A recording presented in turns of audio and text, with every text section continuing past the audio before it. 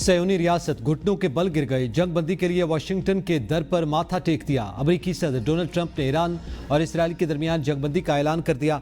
Tehran की तरफ से जंग बंदी के लिए कभी हां कभी ना। ट्रंप ने सोशल मीडिया पर बयान जारी करते हुए कहा कि तमाम लोगों को मुबारक हो, इसराइल और ईरान के दरमियान मुकम्मल जंग बंदी पर इत्तेफाक हो गया। अमेरिकी सदर का कहना था तकरीबन 6 घंटों के बाद जब दोनों मुल्क अपनी आखिरी कार्रवाइयां मुकम्मल कर लेंगे तो 12 घंटे के लिए जंग बंदी होगी। उसके बाद जंग को खत्म शुदा तस्वुर किया जाएगा। अमेरिकी सदर ने कहा कि जंग बंदी ईरान शुरू करेगा और 12वें घंटे पर इसराइल जंग बंदी शुरू करेगा और फिर 12 रोजा जंग का बाज़ाब्ता खात्मा होगा। हर फरीकी जंग बंदी के दौरान दूसरा फरीक पुरअमन और बाएहतराम रहेगा। ट्रंप ने कहा कि मैं इसराइल और ईरान को मुबारकबाद देना चाहता हूं। उन्होंने जंग को खत्म करने के लिए इस्तेकामत, हिम्मत और जहानत का मुजाहरा किया।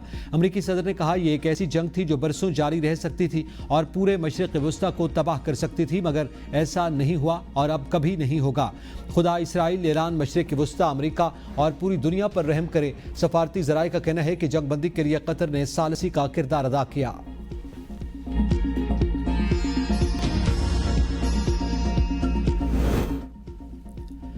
अमेरिकी सदर ट्रंप की तरफ से जंग बंदी के ऐलान के बाद ईरान का मुतज़ाद रद्द-ए-अमल सामने आता रहा। पहले ईरानी एहलकार ने जंग बंदी की तरदीद की, फिर कहा ईरान कतर की सालसी में इसराइल के साथ अमेरिकी तजवीज़ करदा जंग बंदी पर रज़ामंद है। ईरानी वज़ीर ख़ारिजा अब्बास इराक़ची ने भी एक्स पर पोस्ट में कहा अभी तक ईरान इसराइल जंग बंदी या फौजी कार्रवाइयों के खात्मे पर कोई मुआहदा नहीं हुआ। इसराइली मीडिया का कहना था कि पाकिस्तानी वक्त के मुताबिक सुबह 6 बजे ईरान ने हमले रोक दिए। बाद अज़ां ईरानी वज़ीर ख़ारिजा ने कहा कि सुबह 4 बजे तक ईरान के हमले जारी रहे। इसराइल को सजा देने का अमल 4 बजे तक जारी रहा। इसराइल ने अगर जारहियत रोक दी तो उसके बाद जवाबी कार्रवाई का कोई इरादा नहीं। फौजी ऑपरेशन रोकने का हतमी फैसला बाद में किया जाएगा।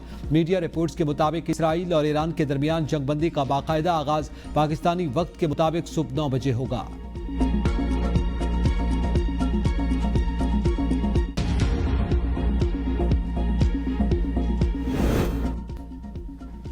ईरान के 2 ममालिक में अमरीकी फौजी अड्डों पर हमले। कतर और इराक में अमरीकी फौजी अड्डों पर हमले किए गए। सदर ट्रंप ने कहा दुनिया को मुबारक हो, अमन का वक्त आ गया। ईरान ने एटमी तंसीबात पर हमलों का कमजोर जवाब दिया। सदर ट्रंप ने पेशगी इत्तला देने पर ईरान का शुक्रिया अदा किया। सदर ट्रंप ने कहा ईरान ने 14 मिसाइल फायर किए जिनमें से 13 को गिरा लिया गया। अमरीकी सदर का कहना था कि अहम बात यह है लगता है ईरान ने अपना गुस्सा निकाल लिया और उम्मीद है अब मजीद नफरत नहीं बढ़ेगी। कबल अज़ां ईरान की जानिब से कतर में अमरीका के सबसे बड़े फौजी अड्डे पर मिसाइल दागे गए। ईरान ने इराक में भी अमरीकी फौजी अड्डे अल-अदीद को मिसाइलों से निशाना बनाया। ईरान की जानिब से ऑपरेशन को बशारतुल फतह का नाम दिया गया। हमले में पासदारान इंक़िलाब और ईरानी फौज ने हिस्सा लिया। ईरान ने कतर के अमरीकी अड्डे पर 42 मिसाइल दागे। अमरीका ने ईरानी जौहरी तंसीबात पर 42 मिसाइलों से हमला किया था। हमले से कबल कतर और मुत्तहिदा अरब अमारात ने अपनी फिजाई हदूद बंदी कर दी।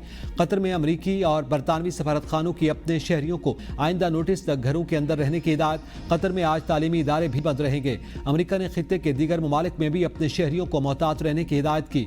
शाम, उर्दन, सऊदी अरब, बहरीन और ओमान में हाई अलर्ट। हमले के बाद इन ममालिक में भी सायरन बज उठे। सऊदी अरब से अमरीकी फौजी अड्डे खाली करवा लिए गए।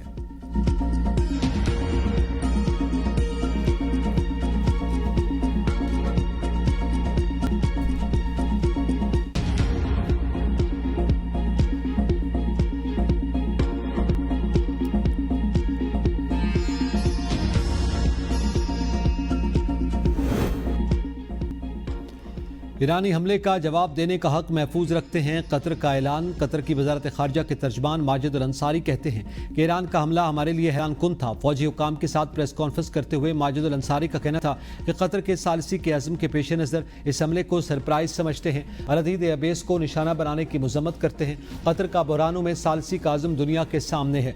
मुसद्दक़ा इत्तला थी कि अल-अदीद बेस पर हमला होगा। हमने फिजाई हदूद बंद की। कतरी डिप्टी चीफ ऑफ स्टाफ ने कहा हमने कतर की हदूद में 11 ईरानी मिसाइल मार गिरवाए। कतर में मौजूद तमाम अफराद को मुकम्मल सिक्योरिटी की यकीन दहानी करवाते हैं। महकमा खारजा ने कहा कि ईरान के इक़दामात से खित्ते में अमन और सलामती को नुकसान पहुंचेगा। तेहरान का ये इक़दाम किसी सूरत काबिल कबूल नहीं। किसी भी हमले को डील करने के लिए तैयार हैं। हमले से कोई जानी और माली नुकसान नहीं हुआ। तमाम फरीकों से तनाज़े के सियासी हल की अपील करते हैं। सऊदी अरब की कतर पर हमले की मजम्मत। सऊदी वजारत खारजा ने बयान में कहा कि कतर पर ईरानी हमले का कोई जवाब नहीं।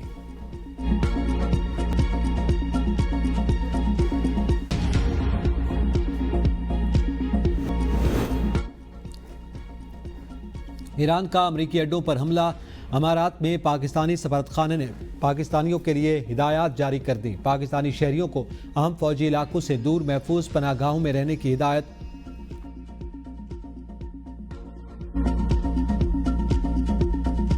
غیر ضروری سفر کرنے سے بھی روک دیا گیا۔ کشیدہ صورتحال کے باعث PIA کا فضائی آپریشن محدود۔ پاکستان سے قطر، بحرین، کویت اور دبئی کا فضائی آپریشن منسوخ۔ ایران کا اسرائیل پر ایک اور بڑا میزائل حملہ۔ اسرائیل بھر میں 35 منٹ تک سائرن بجتے رہے۔ حملے میں خیبر شکن حماد اور فتح 1 میزائلوں کا استعمال۔ پہلی بار ایران نے قدر H میزائلوں کا بھی استعمال کیا۔ اشدود پاور اسٹیشن تباہ۔ اسرائیل کا پاور پلانٹ کو نقصان پہنچنے کا اعتراف۔ اسرائیلی الیکٹرک کمپنی کا کہنا ہے کہ جنوبی اسرائیل میں بجلی کی فراہمی منقطع ہو گئی۔ ایران نے تل ابیب کے ساتھ حیفا، گولان اور ایلات کو بھی نشانہ بنایا۔ ایران نے خرم آباد میں ایک اور اسرائیلی ہرمز 900 ڈرون بھی مار گروایا۔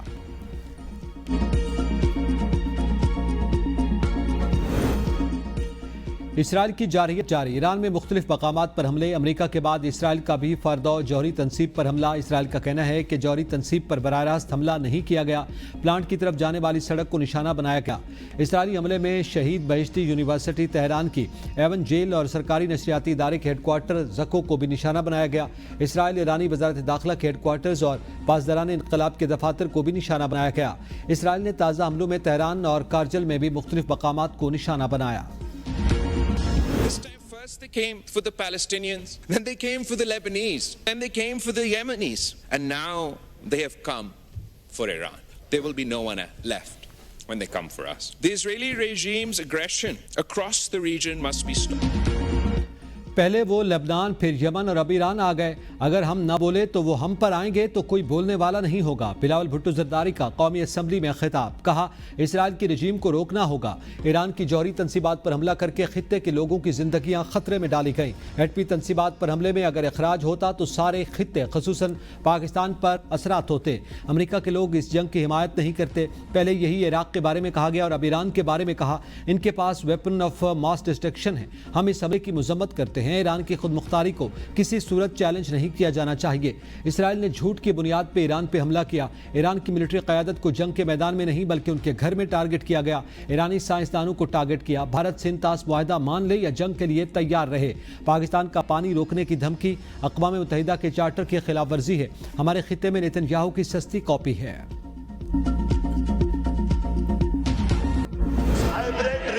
جناب اسپیکر کیا کیا انہوں نے پچھلے سال تقریباً ایک سیکنڈ یار کیا کر رہے ہو بھائی کیا کر رہے ہو یار بات کرنی ہے چینی کی چوری ہو رہی ہے لہٰذا ان کی ملے ہیں یہی چوری کر رہے ہیں۔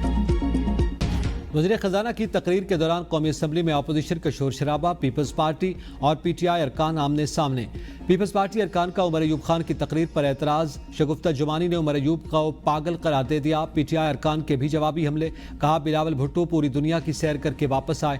نثار جٹ کے بیان پر قومی اسمبلی میں ہنگامہ آرائی۔ آغا رفیع اللہ اور نثار جٹ میں ہاتھا پائی ہوتے ہوتے رہ گئی۔ آغا رفیع اللہ کے اعتراض پر نثار جٹ نے شٹ اپ کہہ دیا۔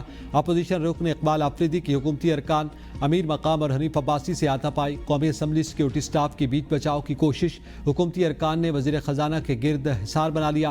PTI ارکان نے ایجنڈے کی کاپیاں پھاڑ دی۔ اپوزیشن کے اجلاس نہ چلنے دینے کی دھمکی پر اسپیکر کا کرارا جواب۔ کہا یہ آپ کی بھول ہے، آپ اسمبلی کو نہیں چلنے دیں گے۔ وزیر اطلاعات عطا نے کہا سیاسی مخالف کو ذاتی دشمنی نہیں بنانا چاہیے، ملک کی بہتری کے لیے سب کو اپنا کردار ادا کرنا ہوگا۔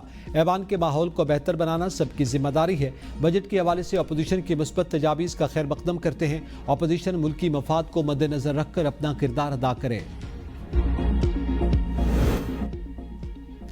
5 کروڑ روپے تک قیمت والے رہائشی مکانات، 1 کروڑ روپے کے پلاٹ اور 70 لاکھ روپے تک قیمت کی گاڑیوں پر نئے ٹیکس قوانین کا اطلاق نہیں ہوگا۔